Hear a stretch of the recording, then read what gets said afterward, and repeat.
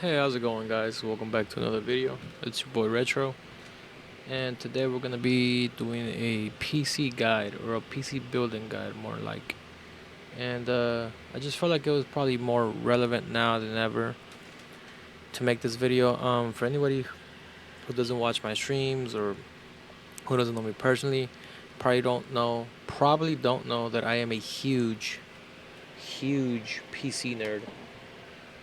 I love not just working on PCs. I love building them. I've built almost over a dozen PCs in the last like couple years. I troubleshooted and worked on and fixed hardware and just overall troubleshooted PCs for friends, family, like bunch of times.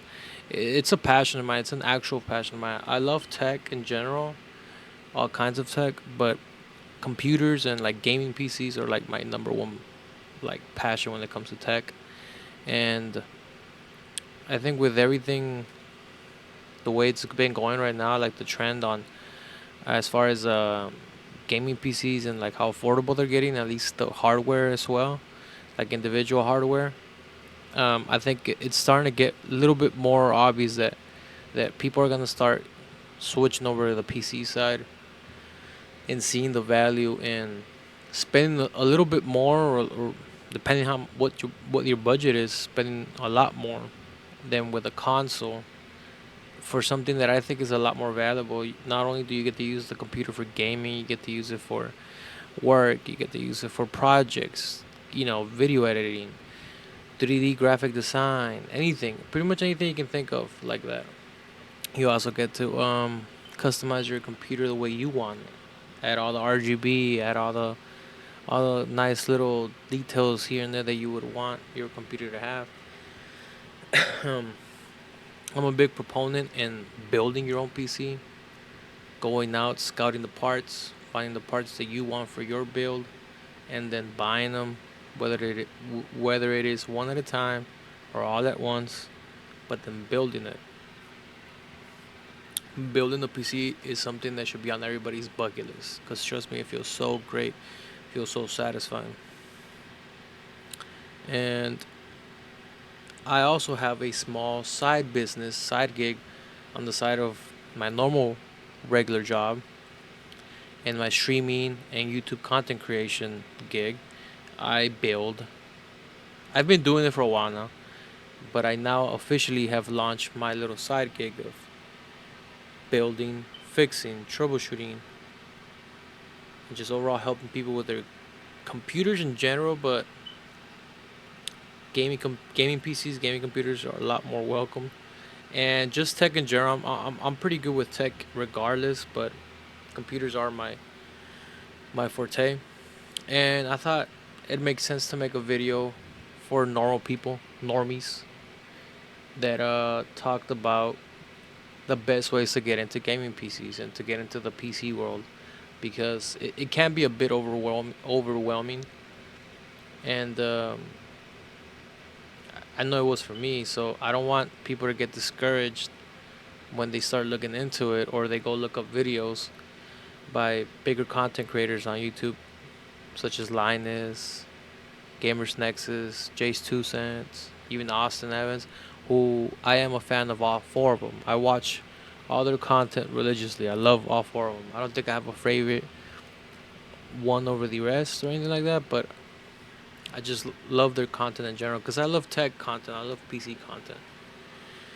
And but I also think that when they talk about it, they seem to have this like perspective on it as like for them it comes so easy because they already know everything, and they have all the money in the world to just be like, oh yeah, we're gonna get a 4090 into this build.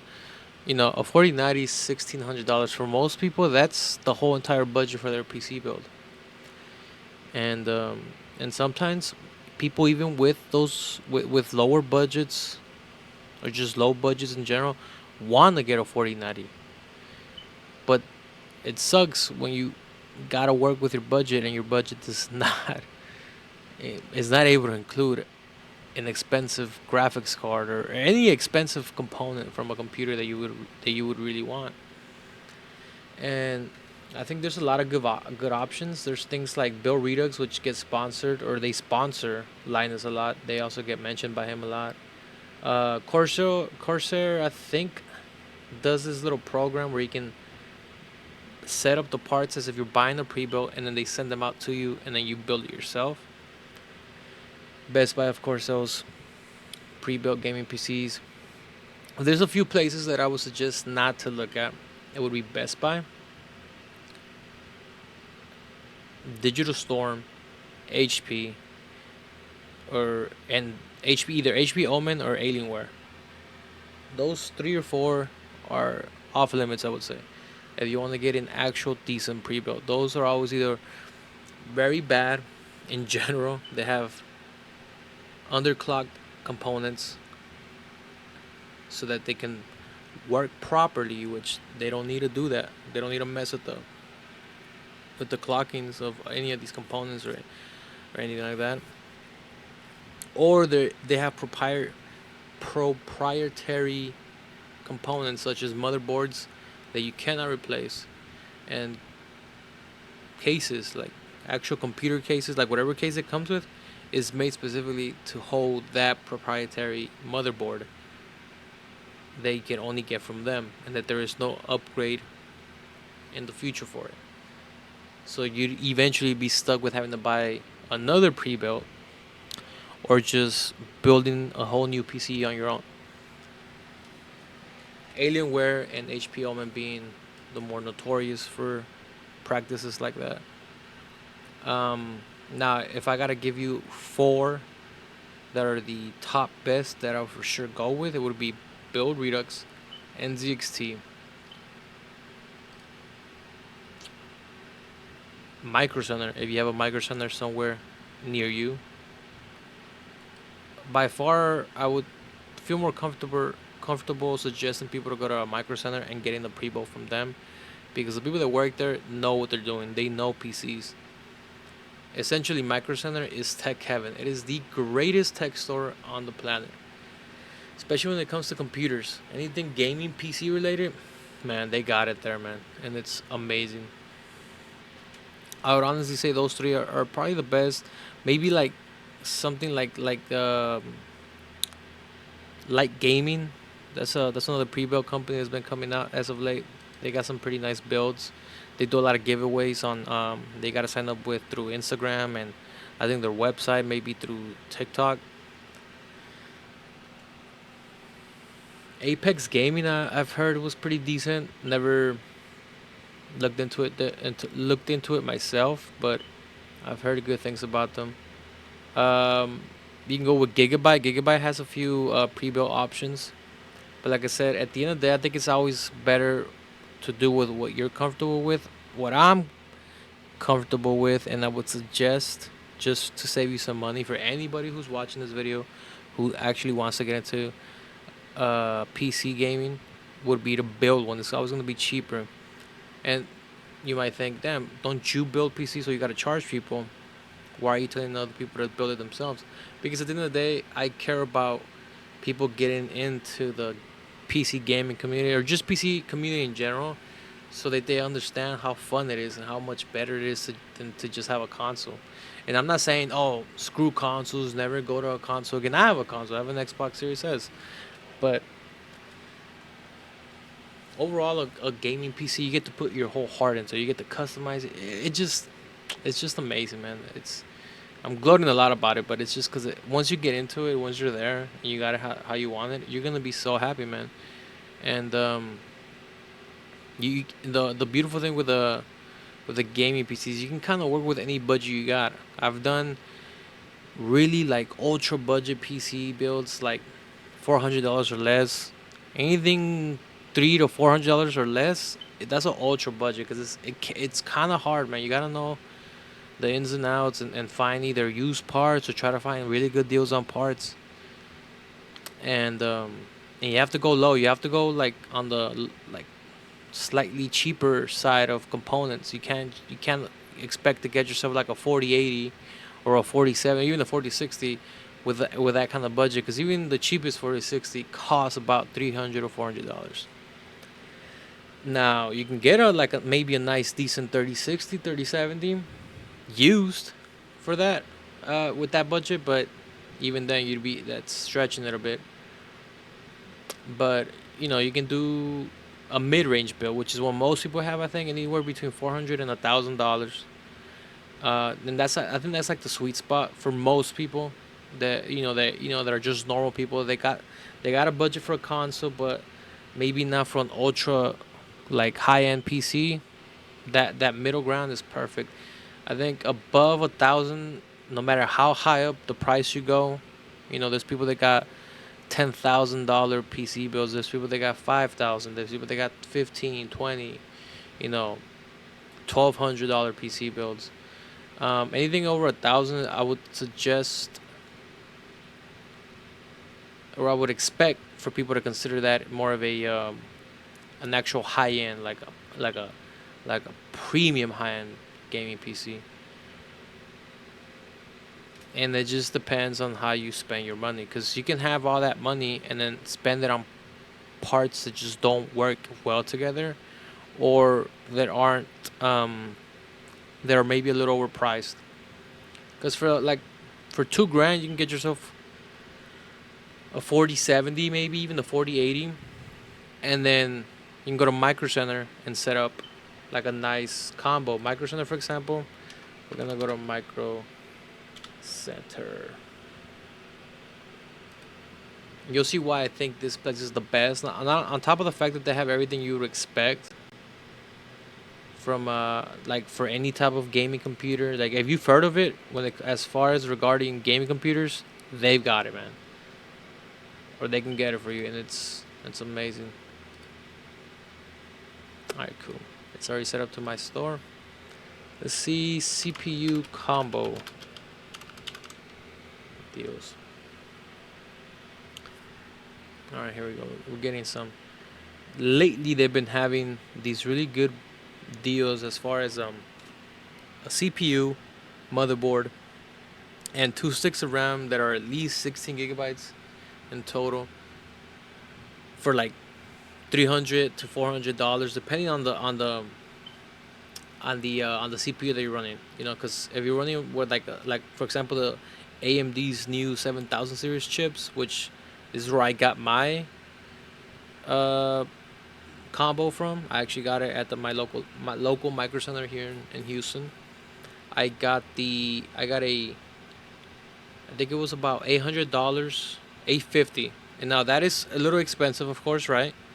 But I did get the most premium AMD 7000 series chip that there is right now, the Ryzen 9 7950X, a B650 Aorus Elite Gigabyte AX motherboard, something like that, and 4 sticks, each of 16 gigabytes of G-Skill DDR5 6000 hertz. And then on top of that, I have a RX 7900 XT Red Devil card GPU, and I've got a bunch of other stuff in it that it's like my own personal things that I've added, like OCD screens and things like that.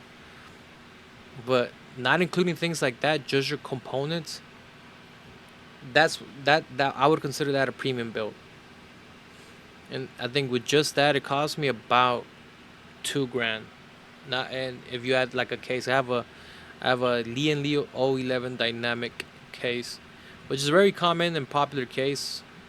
It's about a couple years old, and I think it still holds up and will hold up for the next few years, probably up to 5, 6, 7 years, because it's such a nice case. They are coming out with new versions of this. Lee and Lee, at least they announced them at Computex, and they look great.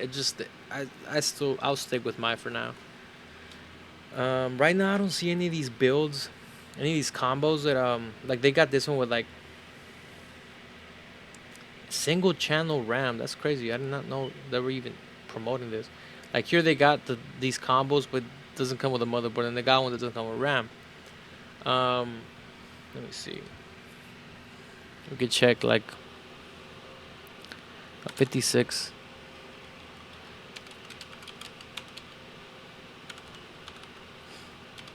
For example, the new X3D chip that just came out. Oh, look, perfect example of a pre-built from there. We'll check that out right now. They got another one right here. Although this isn't iBuy Power, iBuy Power, I will not suggest. If you go to Micro Center and you want to get a pre-built from them, make sure it's called Power Spec. That is their own in-house brand. Hmm. Unless they're just not. They've been having combos for a while now. Like combo deals like this. So I wouldn't be surprised if they've kind of chilled out on them for now because they've have had them up for a while. Here we go. I just have to look this specific CPU up just so you can see the kind of combo that I'm talking about. But this would be it. An AMD 5. This is a new 5600 X3D chip that just came out like a week or two ago. Even though we are already on AM5, that is the newest platform and the best platform that's out for AMD, they still want to keep AM4 alive because it was out for a lot longer than most. And most people are just getting into AM4. I am at AM5. That's just because I wanted to keep my build as new as possible for when it comes to being able to stream, have any game run on it no matter what, and my video editing and other things like the like 3D graphic design and stuff like that that I like to mess with on the computer. But things like this type of build right here, you add like a nice like a 3060, 3070, or even the 40 series of course, or on the AMD side you add any 6000 series or of the new 7000 series graphics cards, you can easily do all that as well, or at least you're streaming and gaming and video editing. But they want to keep AM4 alive for a little bit longer, which I think is respectable because people are just now getting on AM4, and you got to give them a chance to really like enjoy their PC before you're throwing things like AM5 at them, being like, all right, here you guys, boom, you just got on AM4, well, AM5 is out. And that's kind of a little. I've always despised that about consoles. That sometimes it can take you a while to get a PlayStation 5, and then by the time you get it, like less than a year later, up to a year later, boom, you already got PS6 coming out. It's kind of shitty. But regardless, this is a great combo right here. Ryzen 5 5600 X3D. These X3D chips have extra V cache in them, so they clock in at higher speeds. So they're faster than their baseline counterparts. For example, the 5600X for this specific CPU, and overall do a lot better performance in gaming than the baseline CPU that it's based off of. It comes with a B550 Asus TUF, which is a pretty good motherboard, I would say. Doesn't come with a built-in I/O shield, which kind of sucks, as you can see. Doesn't have it, but I mean it's still a great motherboard. It'll get you what you need. Two sticks of 8 gigabytes each, up to 16 gigabytes of DDR4 RAM, 3200 hertz, pretty good, and all for 330, man. You're looking at like 350 with taxes, but that's perfect. You can get like a 4060, which is going for about 300 or 400, or a 70. I would still go with a 6950 or a 7600 as far as the AMD graphics cards go. I think the 69 or even down to a 66, 6700 are still doing better than the 76 and 7600 AMD graphics cards of these new generations. And for less than $1,000, you already have yourself the essentials for your build. Now you're just missing a storage, which I shouldn't even have to point this out. You can find that anywhere now, man. You can go to Microsoft, you can go to Amazon, you can go anywhere, Newegg. You'll find 1 terabyte M.2 NVMe SSDs of all brands, of all great, like known, recognizable brands for $50 or less.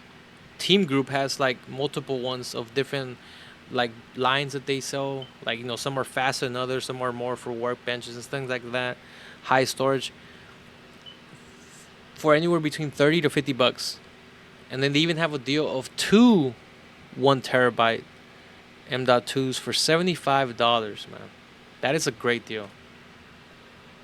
Power supplies, you can get a good Seven. I would suggest always going 750 at the lowest. Now, if you're on the ultra budget, the lowest you should go, the absolute lowest, is 550. But if it's possible, 600 watt power supply.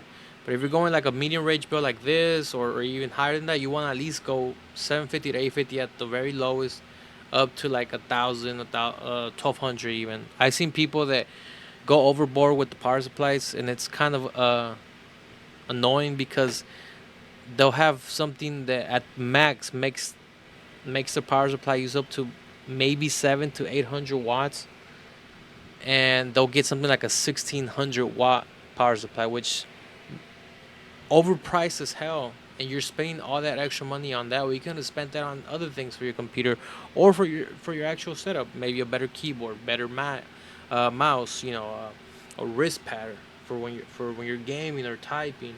Maybe a better set of headphones, or an actual mic or anything. You know what I mean? A better monitor.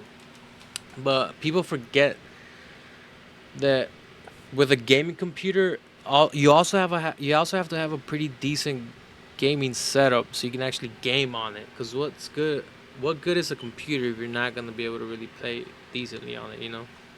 So you have to get all those things in consideration. And a place like Microsoft is perfect for that because they sell all from more affordable brands to like the premium brands like Razer and Corsair and all that. When it comes to keyboards, mics, boom arms for mics, headphones, keyboards, everything, mice, everything, man. Anything you can think of, they sell it. They even have their own Apple section. Now, let's look at power supplies. Because the power supply is what I would say the most essential piece to any PC build, because you want to make sure it's a good brand and a good wattage, because that's pretty much going to keep your PC alive. If it dies on you because it's a cheap brand or a cheap power supply, that more than likely kills your entire PC. There goes your investment. You could lose all your parts. For example, here, $50 for a 500 watt power supply. Well, that's pretty decent. Power Spec is, like I said, that's Microsoft's own in-store, like that's their home brand. That's their brand. And I would suggest that for anybody who's on a budget, go with Power Spec. They're pretty good. They got semi-modular and fully modular power supplies. Now, for anybody who doesn't know, fully modular is pretty much this. It has all the cables separate, so you can plug them in as you need them. You don't have to have everything in there. Now, a fully modular, I don't know if it'll have anything here, would be something similar to this. This is a semi-modular. So semi-modular is pretty much this. It has a few cables that are just there. You're not going to be able to do anything about them, whether you need them or not. They're going to be there. They're going to be part of the clutter of cable management that you got in the back. And then they'll have extra slots here, which this is what makes it a semi-modular. You can add extra cables if needed, or you don't need them. You just leave these slots open. And then, of course, this is a semi-modular. But I think the best brands overall to go with are either EVGA, Corsair, or NZXT. There's also Seasonic, which is a great brand. I I think Micro Center sells Seasonic. Yep, right here, Seasonic, 850, 80 plus gold. You always want to check the rating on it as well. I think the ratings go up to 80 plus platinum. Anything, as long as it says 80 plus on it, it's even from bronze, as low as bronze, that's fine. It's still a good rating as far as power supplies go. But anything lower than that, that's a no no. And if it doesn't even have a rating, that's a for sure no. You don't want to go with that. But 80 plus bronze up to 80 plus platinum. I mean, that's perfect, man. Most people go with a 80 plus gold, which I think is what this is. Yeah, 80 plus gold rating. Asus sells power supplies, which I think now that I'm looking at it, it's a little bit better pricing compared to like a Seasonic, which is 160 for 850, but for 1,000 watts, only $30 more. Corsair, the same thing right here. Nice. Yeah, because even G Skill has a couple of power supplies that they sell here. Thermaltake, $40 for a 500 watt, non-modular. Like I said, there's all kinds of brands. Sonic, pretty much $300 for a 1200 watt power supply. It just depends what you're looking for and what kind of wattage you need. Um, let's check storage. Might as well check storage because I know most people are gonna be caring for that the most at the moment because games are getting bigger. Games are getting bigger and storage is getting cheaper. So you might as well get all the storage you can. Man. A 980 Pro SSD, 2 terabyte, $120 right now. That is a great deal, man. That is an awesome deal, especially for Samsung, because a lot of their stuff can be overly priced compared to the other brands like Kingston, Inland, T Group, or Team Group, um, Crucial even. $70 for a 1 terabyte. See, that's not that good of pricing because you can easily find a 1 terabyte. You can find a deal on Amazon for two Kingston 1 terabyte M.2 SSDs for $75. Only $5-6 more than this, but you get two 1 terabyte individual SSDs. WD Black, I would say, is Western Digital is probably the best brand in my eyes for storage at all. They've been great since hard drives were the mainstream storage type that was being used on gaming PCs. They were even better when it came to SATA SSDs, the 2.5 inches, which are a lot faster than the hard drive, a 3.5 inch, but still slower than one of these M.2s, which is pretty much have taken over as the new go-to for storage on any PC, not just gaming PCs, but just computers in general, even laptops, of course. And of course you got them now. Their deals for their damn. Actually, I did not. Sorry about this, guys, but I did not know they were selling a 142 terabyte 850X. This is one of their premium, and it's a Gen 4 drive. This is one of their most premium SSD that they sell, and that is a great deal, man. Holy crap! You can see here a 4 terabyte. That is a pretty big price difference right there. 140 here, 360 over here, for twice the amount of storage. Crucial P3 has two. This is a pretty good price for this. I've seen lower than this. I actually am looking into buying another drive for myself that is about $195 for 4 terabytes. It is a Team Group branded SSD, and they are a pretty good brand as far as SSDs, RAM, power supplies. I forgot what else they sell, but they sell multiple things for computers, and especially their M.2 SSDs have been going crazy right now, man, because everybody's buying them. They sell the cheapest 1 terabyte drive on the market. It's $30. At one point, it was around $25.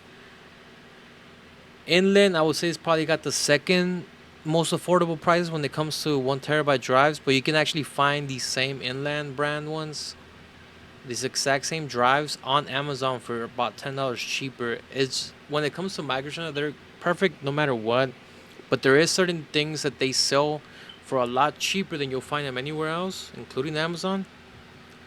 But then there's other things that they sell for a lot more than any other competitor or Amazon. So sometimes you have to look close. You can't just go straight to Microsoft and be like, "Oh, they got the best deal." Although they still have the advantage that it's there physically and you can go home with it. You don't have to order it and risk it being damaged in shipping and or having to wait for it, or even, God forbid, you get it stolen off your front porch or something like that. And we got more Crucial here. Crucial has a $40 1 terabyte M.2, a $95 2 terabyte Gen 4. Oh my god, that's actually a great deal as well, man. definitely look into these deals, guys. If you're looking for storage and you're watching this video, just somebody who already has a gaming PC and just wanted to like come watch what I'm talking about. These are great deals, man.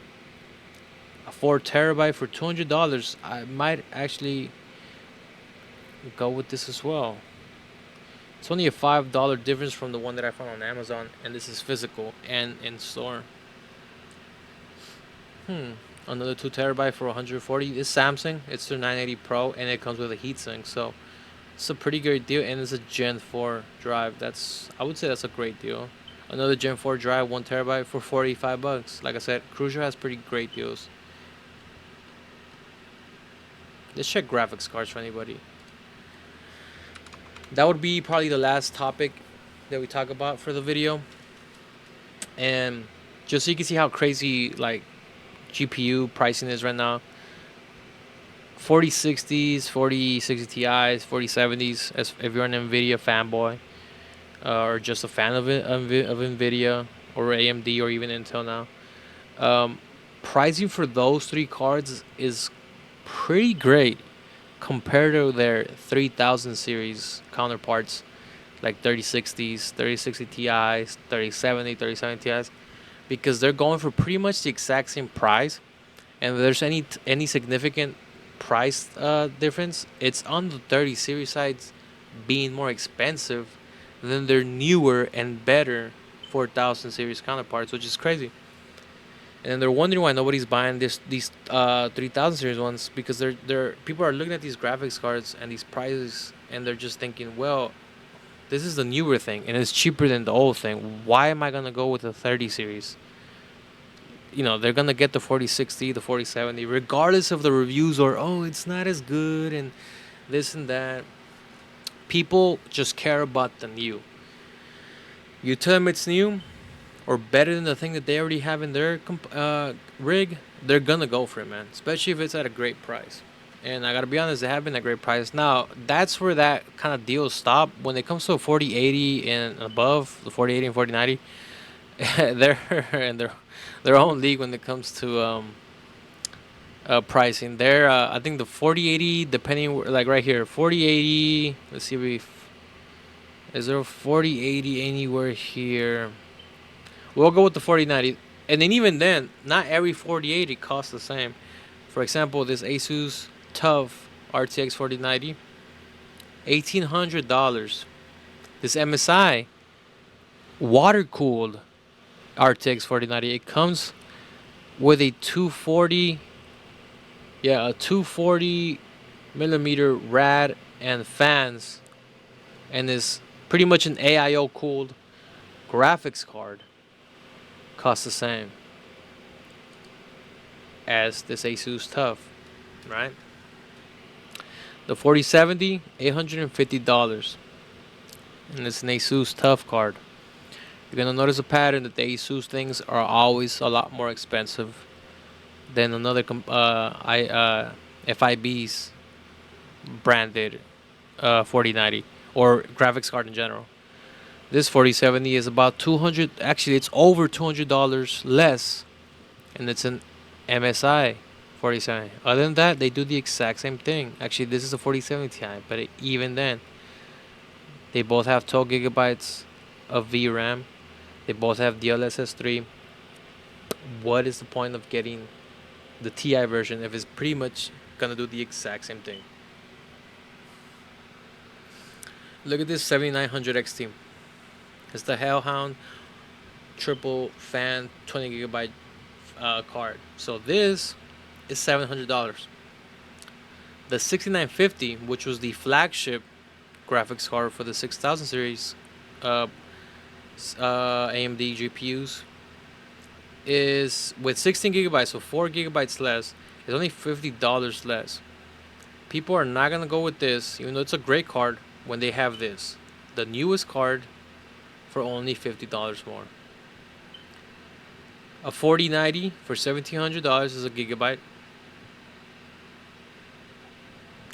Another 4070, about almost $200 less than this Asus TUF one. This is an Asus, also an Asus TUF card. Okay, I guess it's a different style. It looks like this is more of a gray, light gray, and it's a dark black or a dark gray or a black colored one. But for some reason, there is a significant price difference between them. You got cards like the 6750, which I was saying are great cards, even though they're last generation. These prices will get you a build for even less than 1,000, man. The most expensive component would end up being your GPU. You got this 47 right here for $600, gigabyte, 12 gigabytes of VRAM, $250 less than this Asus stuff. Essentially the same card. 4090, a $1,900, pretty much 2 grand with taxes. Overclocked, liquid cooled. Another. Yeah, and this actually comes with a 360 rad. So that kind of explains why the price jumps up even more. I think it's another $200. And if I'm not mistaken, this specific gigabyte, actually this gigabyte extreme, the gigabyte Aorus master versions of any graphics card, especially the Nvidia ones, always come with a little LCD screen that you can display any kind of video or picture or GIFs right here on this little top part. You won't be able to see here, but let me see. So it would usually be right here, but I don't think it's on this version because this is the extreme version. It's not the master. You got this 4060 for $300, man. Pretty great price. 8 gigabytes of VRAM. Although there is a discussion right now in the gaming community as far as PCs go that you need more VRAM on all your GPUs. They need to start adding more VRAM, or you need to go for a graphics card, no matter how expensive it is, with more VRAM, because the newest games, the newest AAA games, and all games coming in the future are gonna start running off of the GPU's VRAM a lot more than anything else, and the actual graphics card itself. The more VRAM the graphics card has, the easier it is for it to process the graphics, render the open worlds or anything that has to render in game, and it will make it a lot easier for you to be able to run said game at high graphic settings without any problem. I think the least you should have now in any graphics card in any build at all, whether it's an ultra budget or a high end build, is 8 gigabytes. That's the bare minimum, man. Now, don't get me started with with white colored GPUs. Those are always going to be a lot more because they're white and they're pretty rare. They don't usually make these for that long. They're usually limited and they don't make not that many FIBs make them. I think Gigabyte and Asus are the main ones that make them for the Nvidia cards. 1,300 pretty much with taxes for a 4080.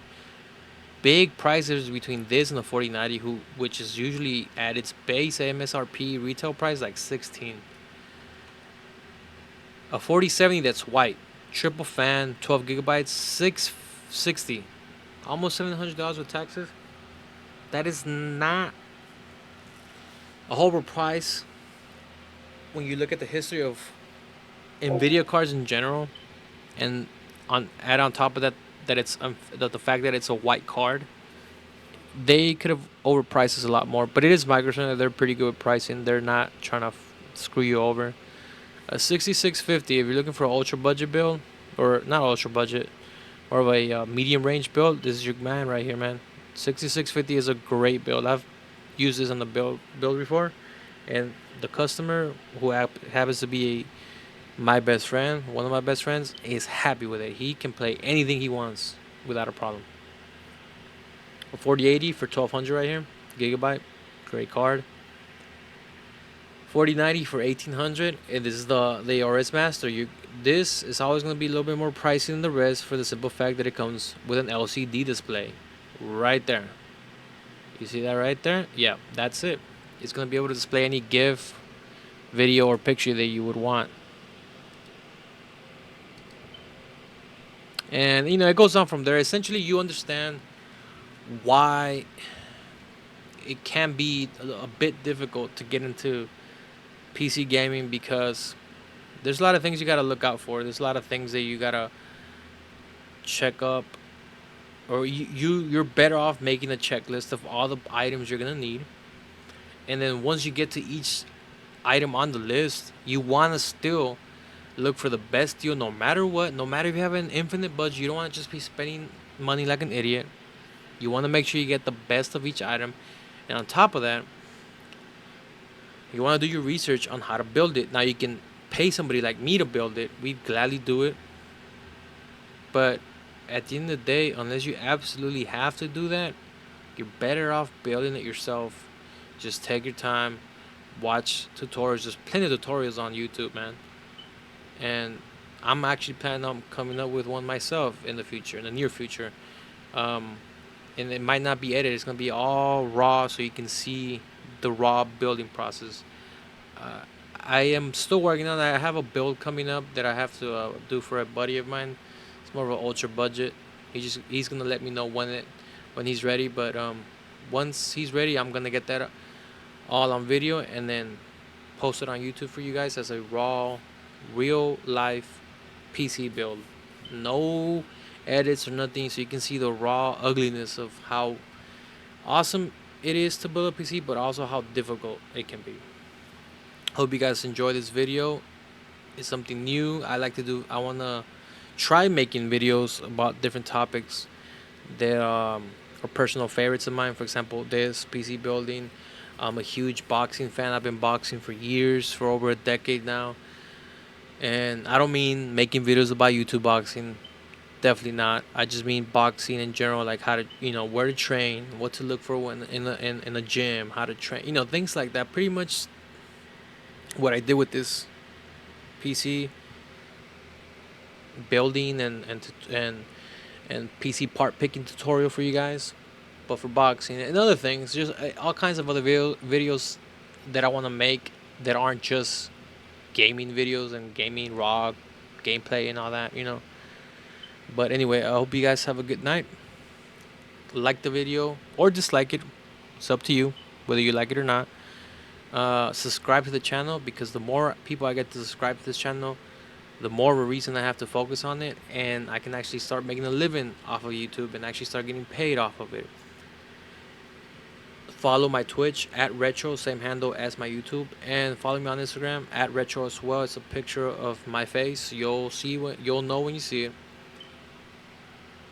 It's a personal Instagram, so you get to see a good insight into my life and see what I do, what I like, my hobbies, pictures of me and my dog, and things like that. You get to see when I post videos. I announce it there ahead of time. You'll see when I'm gonna stream. That's where I post my streaming schedules and all that. And hopefully you guys enjoy this video enough that I make another one. So thank you. Have a good night. Peace.